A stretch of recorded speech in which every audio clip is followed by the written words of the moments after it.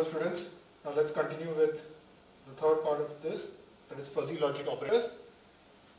Now you have seen, I'm going to compare now because you have seen classical set theory, you have seen fuzzy set theory in the previous video lecture. The fuzzy logic and how it's different from Boolean logic. Now Boolean logic and classical logic is also different. Boolean logic you have only zeros and ones that you have seen in digital system design, DSE or digital electronics, and there's fuzzy logic. So let's see how it behaves and what are its properties, what are the rules that we have. So in any kind of, now fuzzy logic comes from because there is any system which has fuzzy rules, okay.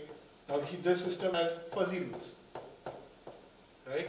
This system has fuzzy rules. So all these rule-based system will have a set of operators, right. This fuzzy rules, so it will have a set of operators. So we are going to see what kind of operators fuzzy logic or fuzzy system has, okay. Let's take an example. C equals x1 and x1 and x2, okay, and not x3 or x4. Now this is one of the rules which are there in your fuzzy system. Let's see, this is one of the rules. This is one of the fuzzy rules that is there in your system, where C equals x1 and x2 and not of x3 and x4. Where x1, x2 and x3 represent various conditions. Okay, various conditions or various inputs you can call which are there, which are given to the system. So this can have some values, this can have some values, these x1, x2, x3 can have values. And these values are the degree of association to a particular class and is governed by a membership function. Now this has degree of association to a particular class and is governed by the some particular condition. Okay, so it is similar to Boolean algebra. Fuzzy operators also have rule of precedence, something called as rule of precedence. So basically, what is the priority that we should do? Rule of precedence is nothing but priority that should be given. Rule of precedence. Okay, now in the priority rule over here is first you take into consideration not. After not you have and then you solve or. See, for the classical logic, now sorry, your mathematics, what we have? In mathematics we have BODMAS rule, right? What is BODMAS rule? Bracket or to the power, okay, O. D is division, then multiplication, then addition, and then subtraction. Similarly, we have no precedence. First you do what? Not, then and then or. Okay, now let's see each of these operators. Now fuzzy logic as compared to Boolean logic also has these operators. There is and, or, and not. Okay, so we'll take on top. Yes, now let's start with an AND operator. Now what does AND operator do over here? The AND operator in fuzzy logic, okay, takes two inputs similar to this, similar to your Boolean logic. It takes two inputs and has one output, a basic operator. So here let's give an example. C equals x and y. C equals x and y. Now this is your fuzzy AND. Okay, it's not a Boolean AND, it's a fuzzy AND. The input is not 0. The input over here, x and y, will not be 0 or 1. It's not 0 or 1. It's going to be a range between 0 to 1. It can have values between 0 to 1. So the AND operator used over here can be of two types. It can either have a minimum value or it can have a product. You can do a minimum or you can do a product. Okay, this is your AND operation. Okay, basically you can take a minimum value between the two or you can take maximum. So basically this becomes nothing but C equals x, it becomes minimum of x or y, whichever is minimum will be the answer. Or you can also write as product. So product of x comma y, or it is written as x into y. Okay, now this is for product system. So fuzzy rules can be fuzzy systems can be governed by, this is for minimum system. So you can either use minimum function or you can use product system. So based on what definition is given for fuzzy system, it can also have, you can use a minimum or you can use product. Okay, so there are different types that you have. Now similarly for Boolean, what do you see for Boolean? What do you have over here in Boolean algebra? I'm just writing this for comparison. Okay, what do you have x, y and c as? For 0, 0 is 0. So 0, 1 it is 0. 1, 0 is 0. This is AND operation. AND operation. 1, 1 is 1. Now this is how it behaves. In the both cases, both of our cases, they are bounded by 0 or 1 in this case. Okay. System follows output of Boolean algebra system when if you give Boolean inputs. If you give Boolean inputs to this fuzzy system, it will behave as a Boolean system. And what is that? We'll tell you. Now let's say, I'm just going to take this on side, this side, okay, and I'm going to write something.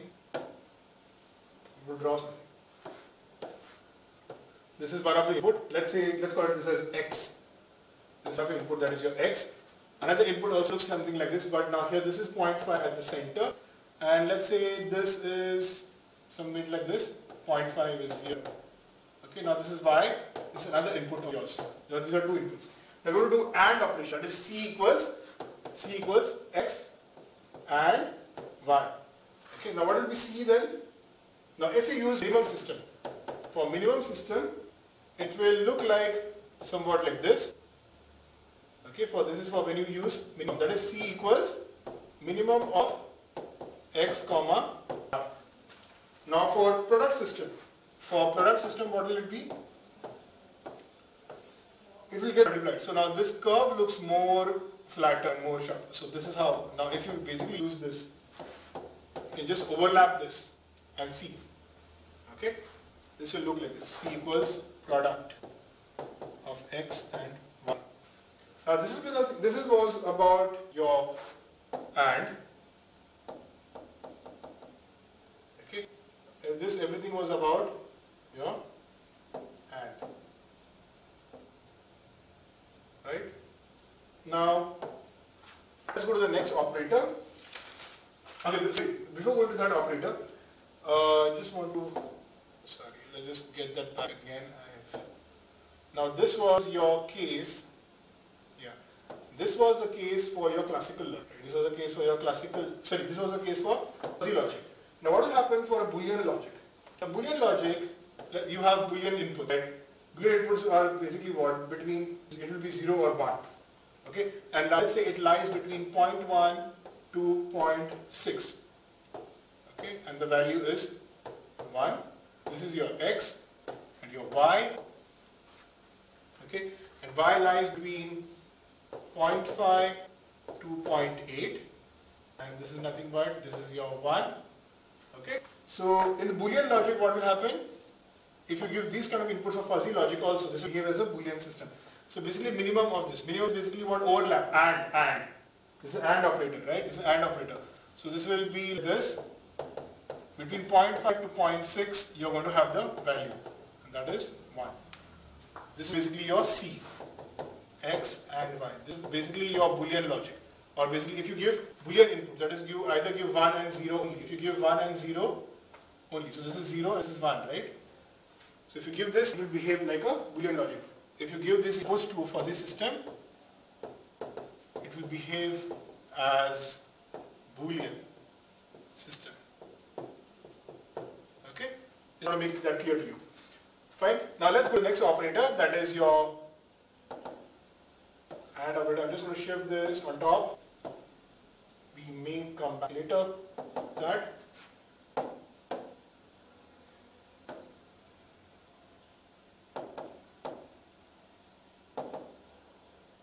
Okay.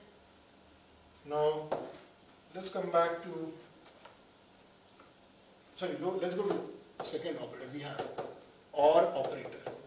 OR operator here, now there you had AND, if you've seen AND before. Again, similarly over here we have 2 inputs and 1 output. You have 2 inputs and 1 output over here. So C is going to be nothing but X or Y.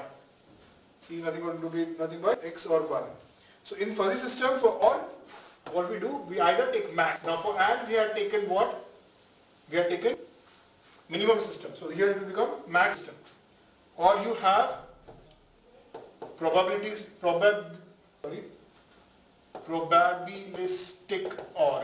probabilistic OR value. I don't know if you've heard this before, it's part of mathematics. So this will be nothing but, for system, your C equals X or Y will be nothing but C equals max. Maximum value between X or Y. That's how C. And for probabilistic OR system, what you have C equals X plus Y minus X into Y. This is nothing but your probabilistic OR function or OR system. Now again I'm just going to write what is for Boolean, how it will look for Boolean. X, Y and C 0, 0, 0, 0, 1, 1, 1, 0, 1, 1, 1, 1. This is your Boolean function. And what I've written over here is your fuzzy system. I'm just going to take this right again. And now I'm going to draw the graphs. Okay, I'm going to draw the graphs over here. And let's see how they look like. And again, let's take the previous, what we had taken. Your X looks like this. This is your 0.5. This is your X. Right? Now, Y will look like, now let's take this like this. Here is the 0.5. Now this was your Y. Now how does it look for max system? So max system, what will it look like? The maximum value you can have is 1, by the way, this is a fuzzy logic, right? So if it looks somewhat like this, now this will be your 0.5 and this will be somewhat like 0.7 because see, this is somewhere over here at 0.7 for Y. Okay? Now this is for max function. For probabilistic OR, it will look like what? It will just look like the previous one. It will just smooth. Okay? This will be slightly smoother. And I think we have seen this with minimum system and product system also, right? In the AND operation. This will come smoother. Now, if I had a Boolean system,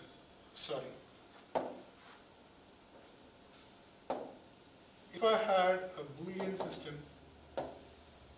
over here, how would it look like?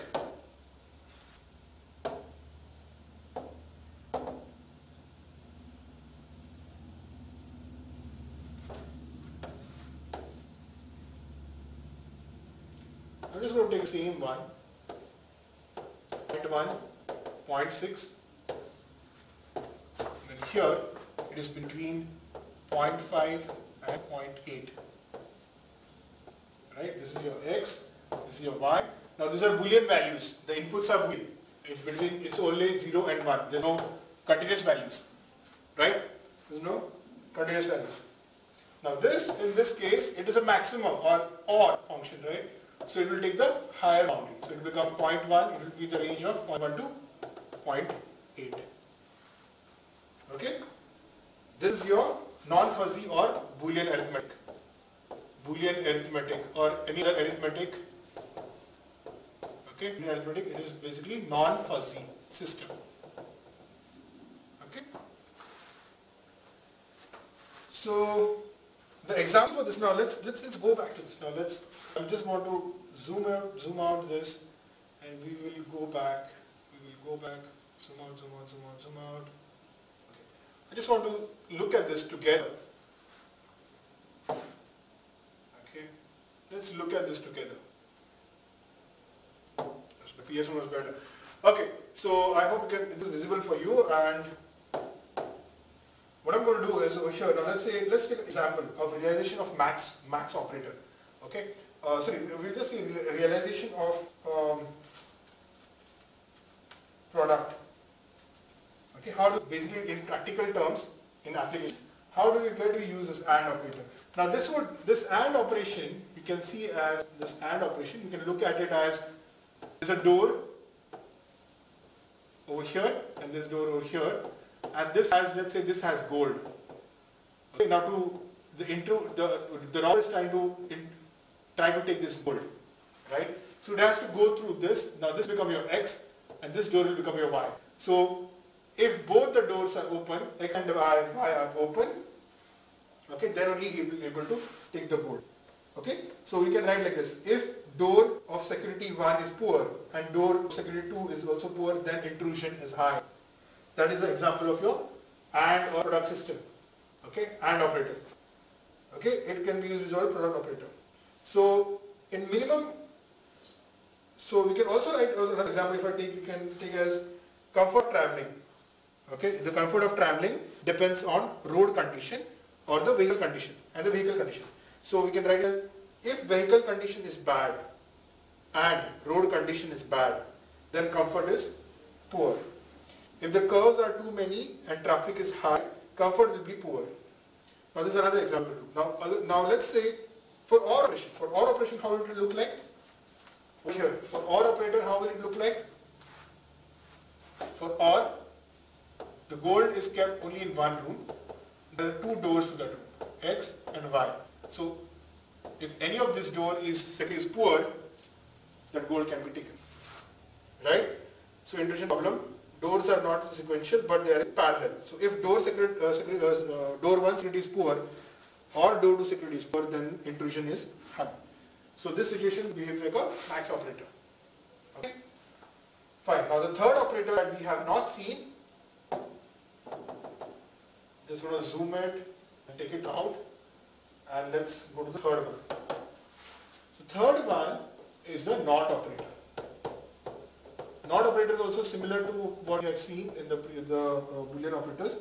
Here, what is it? One input, there is one input and there is one output. Right? There is one input and there is one output for this operation. Now in fuzzy system, this is defined as 1 minus x. Because in Boolean logic, what do you have? Boolean logic, let's compare this. As I told you, this is similar to Boolean algebra, but slightly different. Now 0 will become 1, 1 will become 0 in Boolean algebra. So basically whatever you have, it's the opposite of that. If you have 0, it will become 1, it will have 1, it will become 0. So in NOT operation, what do you have? It is opposite. So C equals 1 minus x. I'll just draw the graph here itself. Now this is your input, right? This was your input, right? X. So what will be the output? It is opposite of that. What is the opposite of this?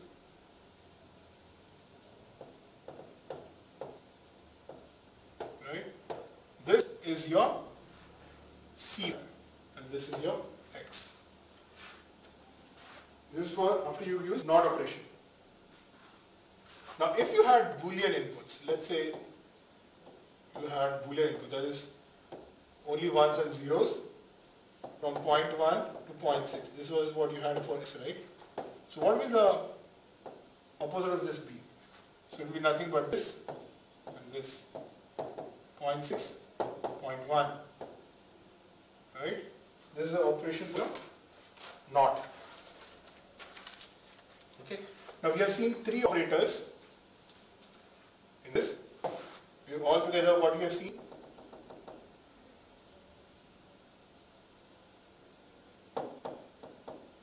You have seen three operations, right? You have seen three operations over here, AND, OR, and NOT.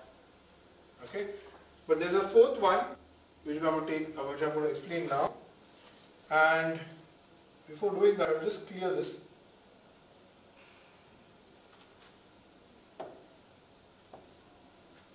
Okay, now the fourth operation is something called as implication. Now what is implication? I'll explain.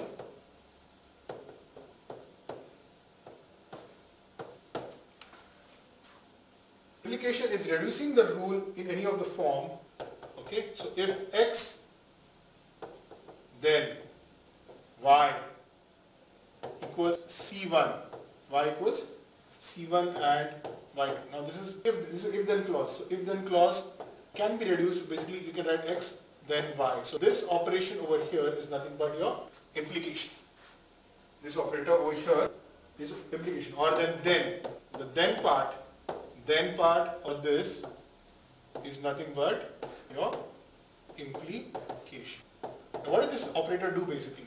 It reduces or basically converts this into this part, the output part. So in general, if I write to want a general for this, so if what you have a general statement, if there might be a NOT for X, so I'm just writing in brackets, so X1 equals F1, then you can, for operator I'm writing op, it can be AND or OR, right? You can have it over here, so operator Again you have another input. So and the input can be negated also. So I'm writing not in bracket x2 equals f2.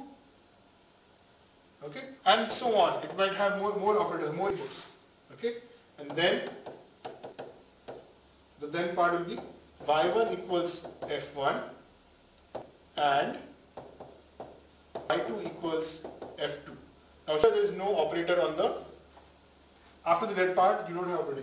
You can use AND, but you don't have another operators. So y1 equals f1 and y2 equals f2 and henceforth. What is this equal to and everything? I'll just come to that. Just reducing the size. Because I want to take it on top. Now we are going to talk about this in detail.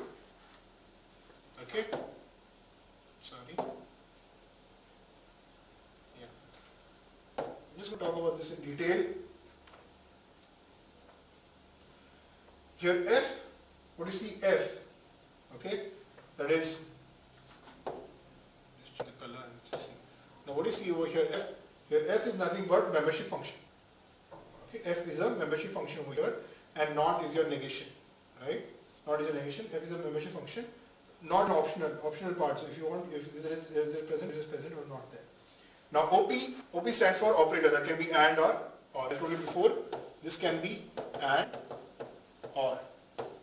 It can be any of these two things, AND or.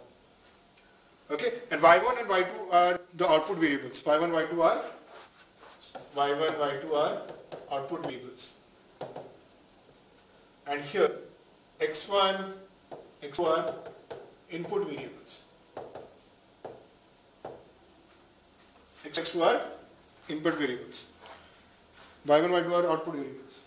So non-fuzzy systems have series if they have a format. Okay, if the condition is true, corresponding statements are executed. In not-fuzzy system, if the series of statements over here, if the statements are true in if part, these are true, then the condition is executed. That is your non-fuzzy system.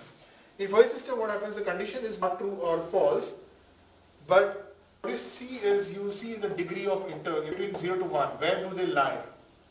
Okay. Whereas in fuzzy system, the condition is not true or false, but rather than the true, it is the truth, that is the interval, where it is right between 0 to 1. So here, in the fuzzy system, okay, if there is an AND operation over here, if there is an AND operation over here in the HS part, now let's call this part as HS, the left hand side, and this part as RHS. So basically I am calling this what the antecedent part as left hand side and the consequent part as a right hand side. So if there is an AND, it is basically an expression over here, there is an operation over here, but AND over here in the output part, the AND over here in the right hand side is not combined. It is in some condition effectively. So there are some conditions like variable and all. So there are the different output conditions that we have. Also over here is equal to, okay, the equal to in the RHS part are different. Both of them are different. Okay, this is check 2. So both the sides are different. The former is to check equality, the closeness, and later is assignment. So here this is basically assignment. You're assigning the values over here. But here it is checking the closeness, or you're just checking equality. So basically it is checking what? The membership function. Let's say the equality. Okay, is it equal to that or not?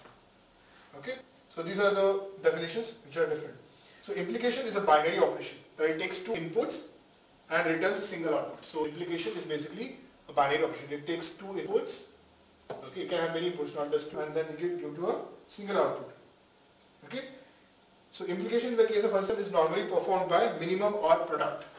Now implication is done by minimum or what? Minimum, or let's say or write slash minimum, or you can have a product function as a definition for implication. So implication, when you in case of a system, you normally performed by minimum or product function. So basically x to y, implication of y equals minimum of x comma y, or x implication of y also equals to product x y. Is also nothing but x into y, right?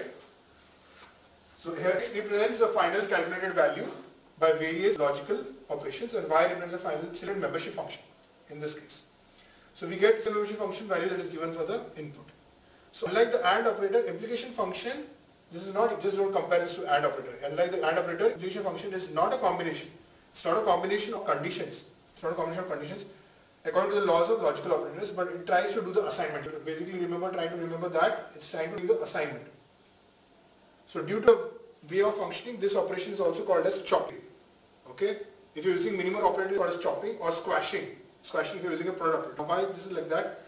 Now let's see. I'll just minimize this. Okay, then take this over here. Because I want to write something more or draw maybe. Get a darker color. Yeah.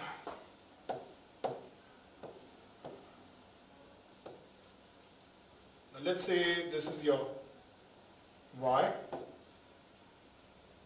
Okay, and x is equal to 0.6. Now the value of x is 0.6 and this is a y function that we have.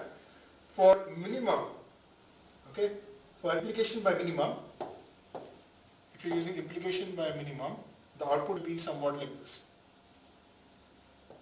Okay, so this will get, after 0.6 it won't go because that's the minimum value.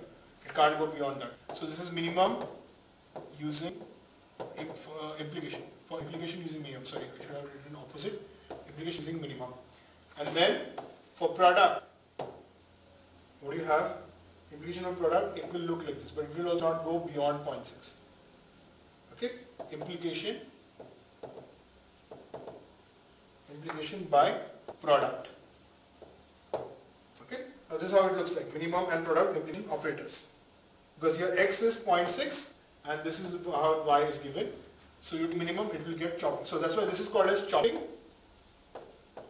Now here if your minimum is chopped off after 0.6 there is no value. And this is squashing. So this here value is 0.6 at maximum that it can have. So this was till 1, right? Here it was till 1, but here this will be till 0.6. That's why this is called as squashing. Okay? And this was about your operators, the fuzzy logic operators. So I'll stop over here and we'll continue. In the next video I'll start with aggregation and diversification. Okay, in the next video.